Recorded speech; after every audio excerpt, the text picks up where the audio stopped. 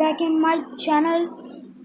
మీకు ఈ గ్లోబల్ వేరేగా నేట్స్ వేరేగా ఉంచాలంటే ఈ వీడియో వచ్చేసి దానికోసం అనమాట. వీడియో ఎండ్ వరకు చూస్తే అది అర్థమైపోద్ది.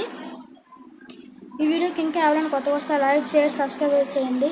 నేను మీ అభిషేక్ గేమింగ్ ఎఫ్ఎఫ్. ఓకే, ఇప్పుడు వచ్చేసి ఏం చేయాలంటే ఇప్పుడు నేను ఎలా చేస్తున్నాను అలా స్టెప్ బై స్టెప్ ఫాలో అవ్వండి. ఫస్ట్ వచ్చేసి సెట్టింగ్స్లోకి అయితే వెళ్ళండి. సెట్టింగ్స్లోకి వెళ్ళిన తర్వాత నేను ఎలా చేస్తున్నాను లైక్ చేయండి గైస్. చూడండి, వీడియో లాస్ట్ వరకు చూడండి. లైక్ చేయకుండా వెళ్ళిపోకండి గైస్, సబ్స్క్రైబ్ కూడా చేసేయండి. ఓకే, దీని మీద వచ్చేసి నొక్కండి.